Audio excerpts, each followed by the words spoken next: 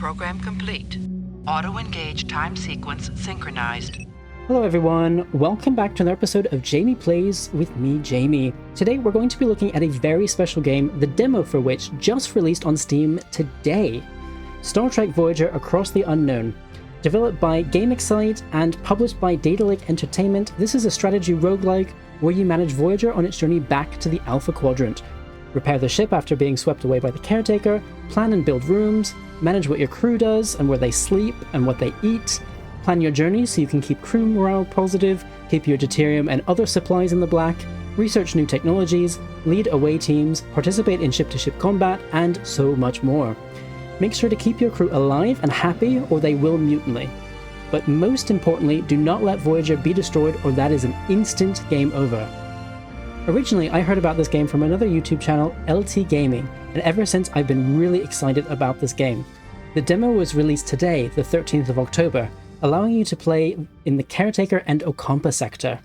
We're going to dive straight in and see what's available so far. So, you are the captain of the Federation starship, whoa, that was fast, Voyager. So we get her intro stardate log, new ship, new crew, a new mission. Today we'll embark on a mission to locate a Maquis ship that has disappeared in the Badlands. Starfleet intelligence believes these terrorists have acquired dangerous new technology. My Chief of Security, Tuvok, is undercover aboard that ship. I haven't received communication from him in over a week. The Badlands are treacherous. I can only hope he's safe. In the meantime, I have a starship to prepare for launch and a crew to assemble. Speaking of which, our two final crew members have just arrived, Ensign Harry Kim and Tom Paris.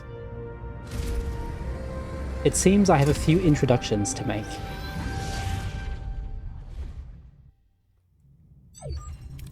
So, we are on the bridge of Voyager. Gentlemen, welcome to Voyager. So you press left click to continue and hold left click to skip. So Ensign Kim, you're fresh from the academy, ready for your first deep space assignment? Reporting for duty, Captain. It's an honor to be here. I hope I live up to your expectations. Ensign Kim, I trust you've already met Tom Paris, our esteemed observer, a former Maquis pilot who will help us search the Badlands for the Maquis vessel. With all due respect, ma'am, observer is hardly a title befitting my talents. I'm the best damn pilot in the sector. Call me pilot extraordinaire, Ensign. The Maquis? Wow, I've heard a lot of stories about them. Relax, I was with the Maquis for only a few weeks before I was captured and sent to a lovely little penal colony in New Zealand. A prison? Enough chatter, gentlemen. All hands, this is the captain. Report to your stations. Helm, take us into the Badlands. Maximum warp.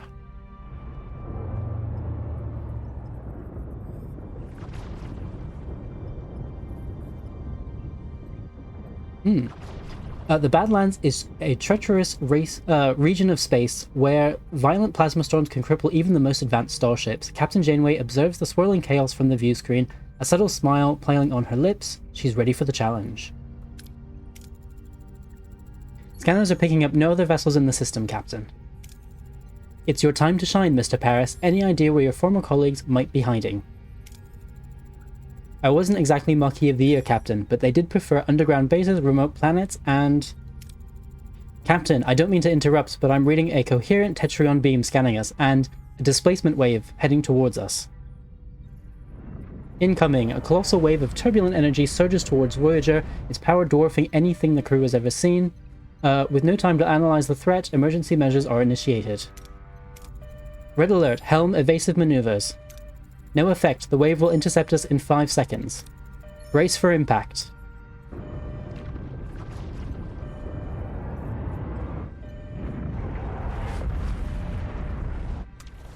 As the crew regains consciousness, they find their bridge in total devastation. Twisted metal, sparking consoles, and injured crewmen paint a grim picture. What just happened?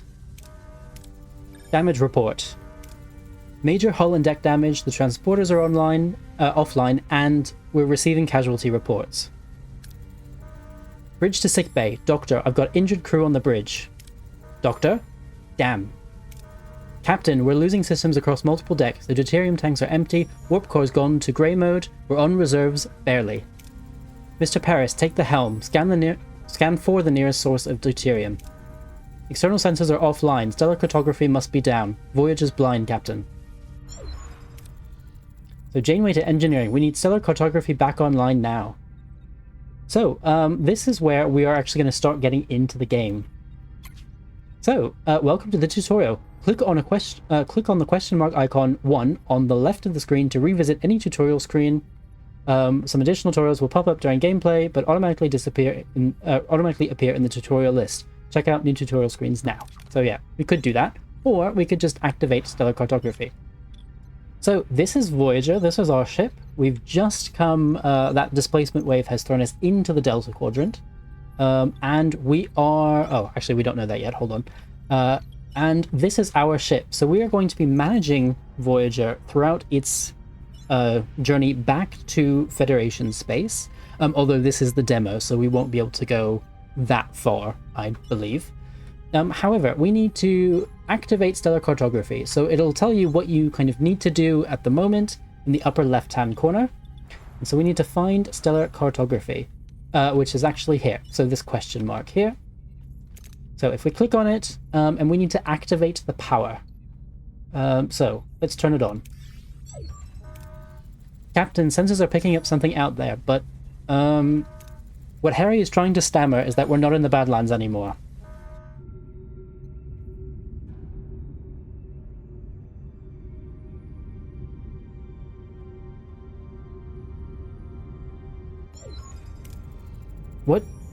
What is that thing? Where are we? If our sensors are working, we've jumped over 70,000 light years into the Delta Quadrant. The Delta Quadrant? How? Captain, life support systems are failing. This array will have to wait. Mr. Paris, take the helm. Find us a deuterium source.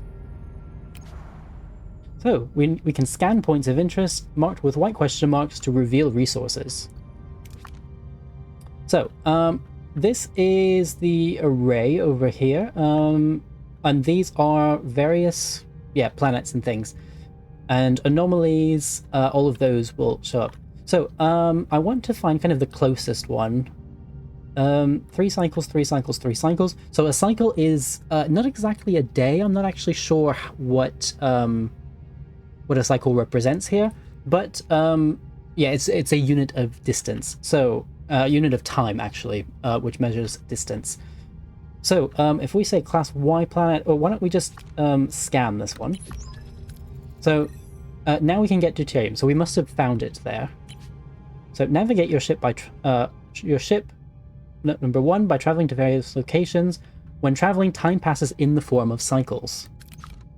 When visiting points of interest, you can choose between different approaches with different risks and outcomes. The different colors of the chance bar represent the possible outcomes. Excellent, dark green, and good, light green outcomes. More rewards like extra resources, morale increases, etc. Average, yellow, can include minor setbacks. Bad, orange, and terrible red outcomes provide low resources, and medium to major setbacks like destroyed rooms, hull damage, or severe injuries. So I'm going to head down here and set a course because we need deuterium. So we only have 2 options here. We can keep a safe distance and transmit navigation data because we're receiving a hail from an unidentified vessel, or we can leave. Well, this is completely green, so you know what? I'm going to do that, and we'll get some. I think that's deuterium. Yeah, deuterium. So let's do that. Excellent. So yeah, we gained 471 deuterium. So if we look... Oh, Captain, we can now deactivate grey mode. Great. So ready to increase warp core output. So the warp core is a reactor that powers the ship. To generate energy, it continuously consumes deuterium. Depending on the reactor level, you produce more energy, but more deuterium is required. Increase the power output by selecting main engineering and switching the warp core to a higher tier. So currently we're on 0 deuterium required, and that creates 20 electricity, or 20 energy, sorry, we're calling it energy. So yeah, 20 energy per cycle, 0 deuterium per cycle.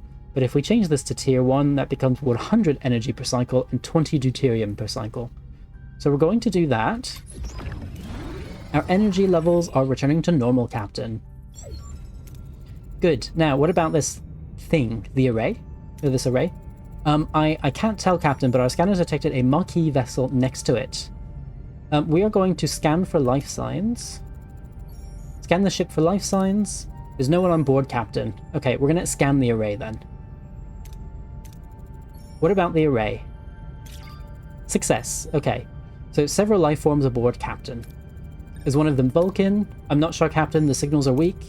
We'll just have to see for ourselves. I want the transporter room repaired and ready.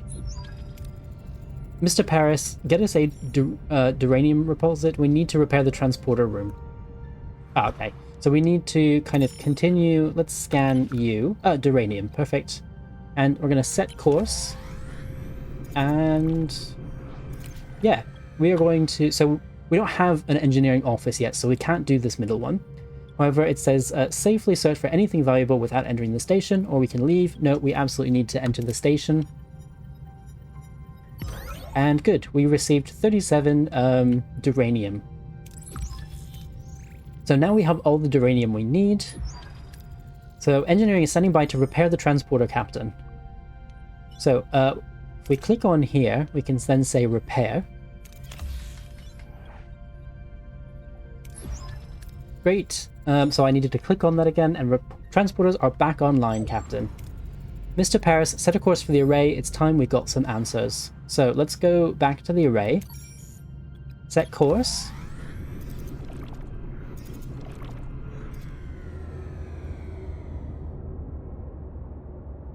I'm liking these cinematics. It is pre-release, so this is not the final quality as it says up here, but it's nice to see that the graphics quality is already decent. So, Ensign Kim and Mr. Paris, get ready for your first away mission.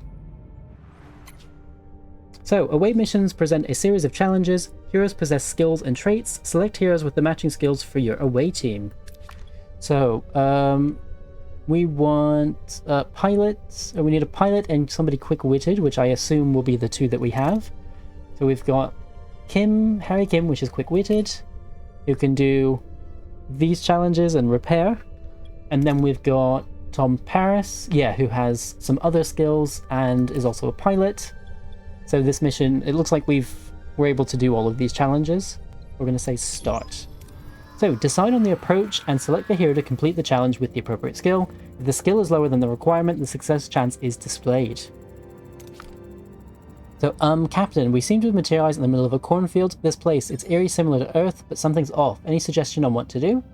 So we can look around for footprints, or we can scan for signs of life or strange energy signatures. Why don't we do that? And you do that not by selecting one of these, but you actually have to select who is going to do that action.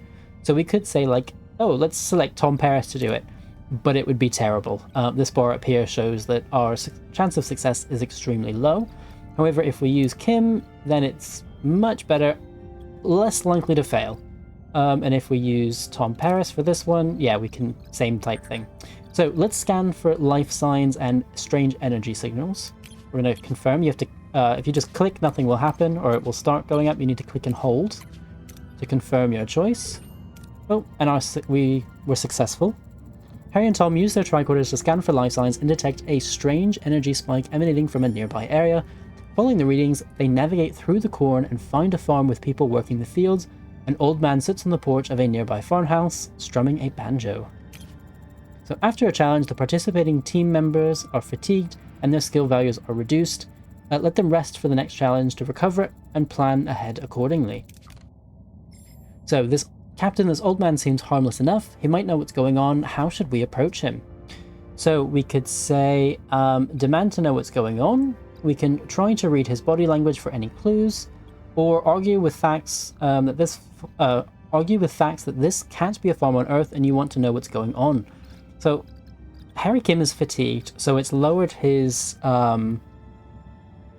it's lowered his kind of score here. However, I think this one is the most likely to succeed. We'll get some, I think that's like a science output. Oh, I can't interact with this at the moment. So let's say, trying to read his body language for clues with Paris. And it should work. Yeah, success 16. So discreetly observe the old man, trying to analyze his body language. Something feels off, like he's putting on an act, but they can't quite put his finger on why. The old man seems perplexed by their presence, muttering about Harry and Tom being early, and this is not, and how it is not yet their turn. Not their turn yet. He invites them to stay on the farm and wait, offering them some fresh corn cobs. So you can select more than one hero for a challenge if they possess the required skill.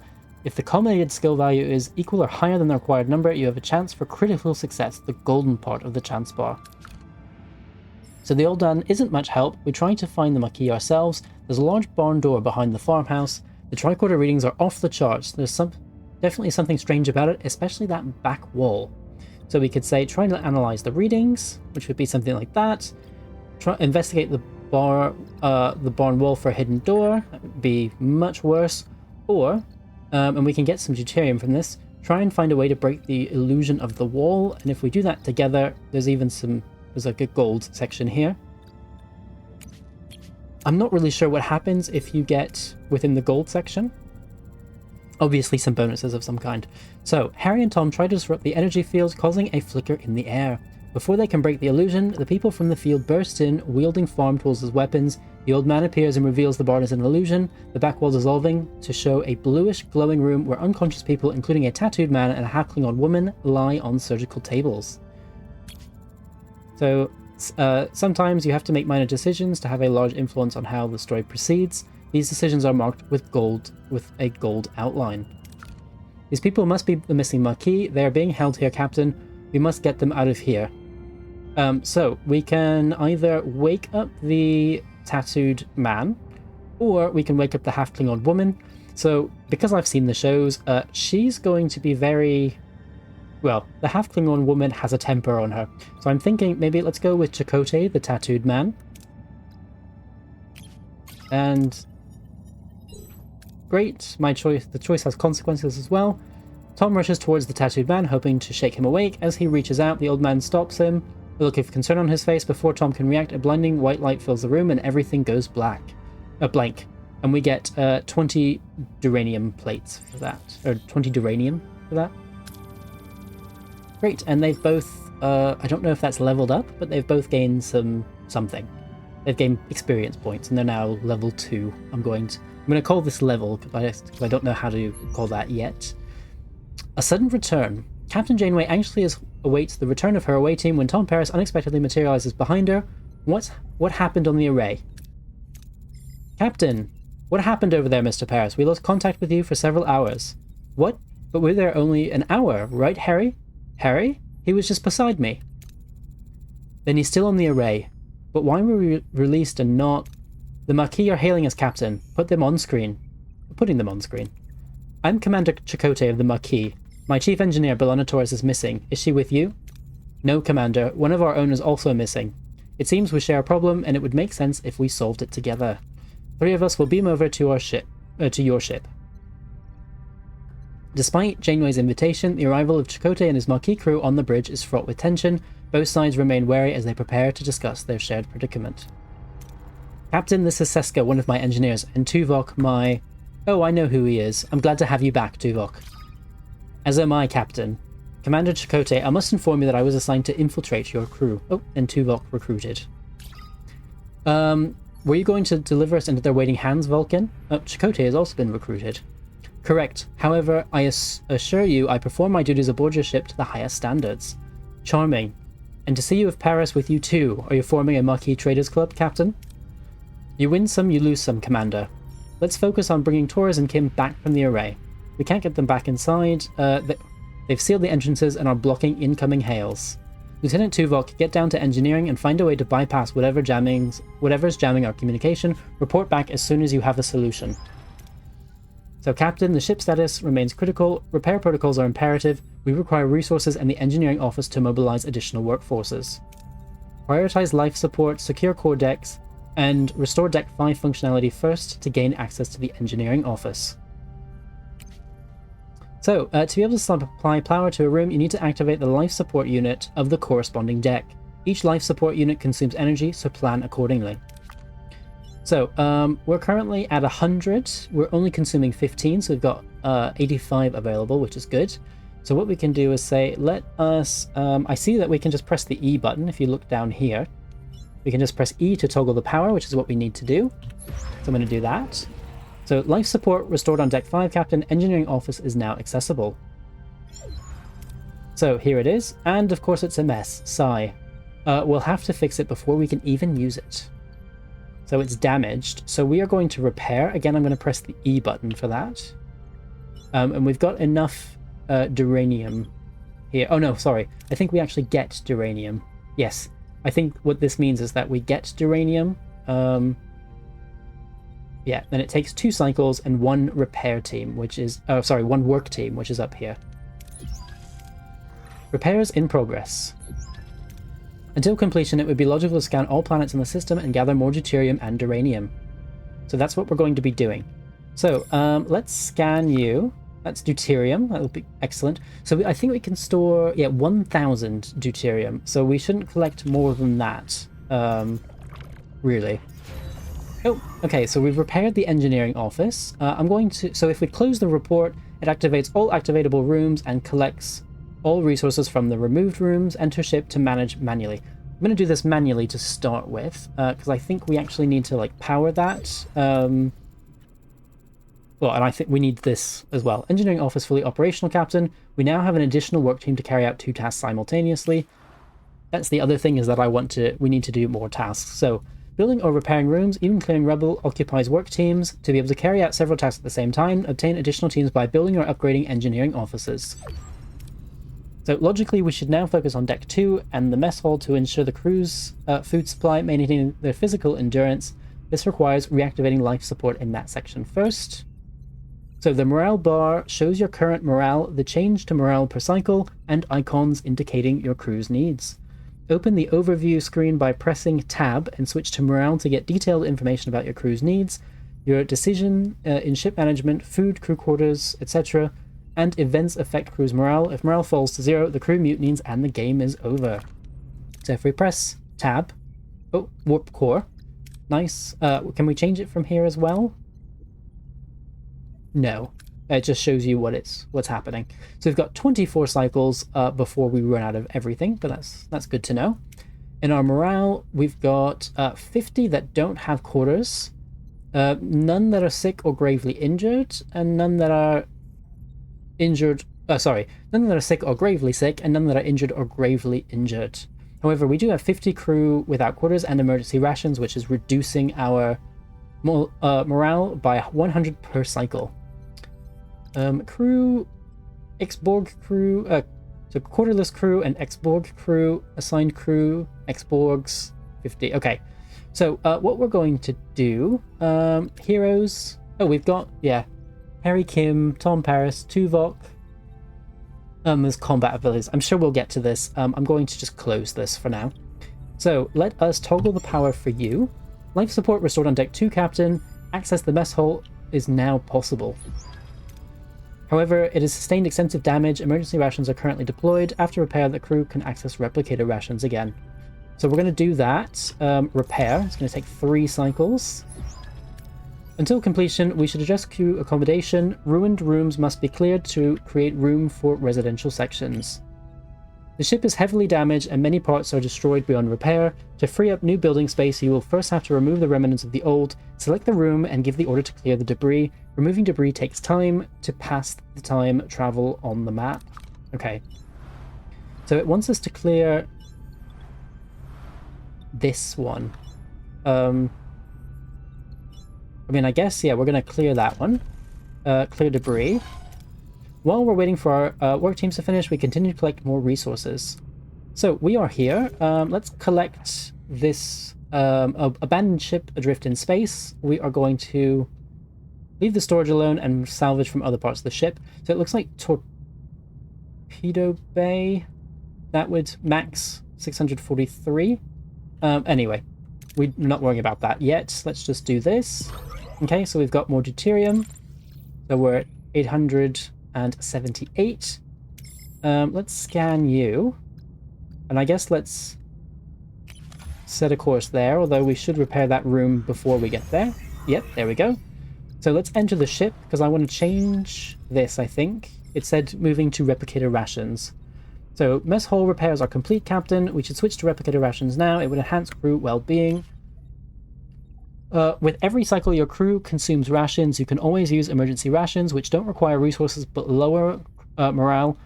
The crew is used to consume premium rations made by the replicator. These increase morale but consume deuterium. So let's do that. Premium replicator rations. So they've now been issued. That's excellent. So we also need to worry about this housing. That's sick bay, shield generator. Maybe let's have you that ruined room as well. I feel like, hold on. 1, 2, 1. This is a 3 and this is a 2. I'm thinking our crew quarters are 2 blocks wide. The emergency ones? Well, we'll get to that. So let's go back to the system. I'm going to press the number 2 to get there. And, oh, we've got that ruined room. So let us enter the ship, because I want to remove you. And then, great, maybe we can finally rebuild some crew quarters. My back is killing me from sleeping in the corridor. It'll do wonders for morale, that's sure. So to build new rooms, select the empty building space to bring up the construction menu. If you have enough work teams and resources, you can build the room. Every room needs a corresponding area, so plan accordingly. So we are going to say, so there's maintenance, there's crew, there's technology, there's combat, and there's Borg technology. Yes, we're going to have to wait for that. Instead, we're going to go for crew. We only have access at the moment, well, and the resources for emergency quarters, which is -1 morale per cycle. And we're going to build it there. Yeah, see, it's 3 across, and our crew quarters are only 2 across, so we're going to have to keep that in mind. Like so. So, your crew is the lifeblood of your ship. Each room requires personnel to operate, so keep this in mind when adding new rooms or upgrades. Don't forget to provide the necessary accommodation, or morale may drop faster than you'd like. So, we're building that. We're still removing that one. Oh, looks like we've got a call that's just come in. So I'm going to press the C button and Caretaker. Captain, the array's jamming signal has been neutralized. We should be able to establish communication. Let's hope they respond. Hail the array. Who's this? Why are you bothering me? Oh no, it's you. Why are you back? You don't have what I need. I remember that voice, Captain, the old guy with the banjo. Though he seemed a lot less jellyfish back on the array. I'm Captain Janeway of the Federation starship Voyager. We mean you no harm. We just want our people back. Your people? Your people are no longer here. They might have what I need. You'll just have to leave them. So, we can appeal to his humanity, try to intimidate them. Let Chakotay talk. Or let's do this, scan the array for Harry and B'Elanna. I won't rely on the words of a stranger. Scan the array for life signs of Harry and Torres. No sign of them, Captain, and no humanoid life forms indicated at all. Who or what are we talking to right now? So we've done that already. Let's Chakotay talk. Let's tell us where they are. Chance is 40% plus an additional 30% because Janeway is level 1. We're trusted with their safety. Their families and friends rely on us to bring them home. They are our responsibility. I understand, but I had no choice. There just isn't enough time. Time for what? I must honor a debt that can never be repaid. Find something that cannot be found. Why don't we offer you help? What are you looking for? Maybe we can help? You? I've searched the galaxy with methods beyond your comprehension. No, there's nothing you can do. No, you're stealing my time. Don't you understand? I don't have time. Not enough time. We've been cut off, Captain. Damn it, we haven't got any closer to Harry and Torres. You managed to get him to open up a bit. Maybe Starfleet diplomacy isn't so bad after all. Captain, if I may? I've observed that the array has been sending energy pulses towards the 5th planet of the neighboring system ever since our arrival. Given the lack of information regarding our missing crew's location, investigating this planet appears to be the most logical next step. It's the only lead we have. Thoughts, Commander? It seems our paths are intertwined, Captain. Let's use this opportunity to find our people and bring them back. Agreed, Mr. Paris. I want you at the helm for this one. Let's find our people. Set a course for the 5th planet in the neighboring system, maximum warp. The sector map shows the entire sector with several star systems. You can either travel directly to another system, or you can scan the planet first, system first, and find a specific that's POI, point of interest, to visit. I was going to say poll for a second. No, POI, point of interest.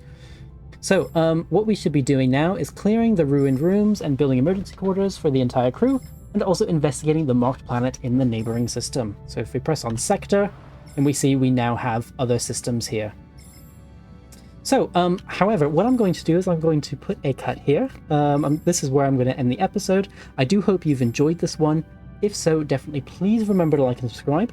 And in the next episode, we're going to be looking at Okampa, which is this system here. So, see you next time. Bye for now.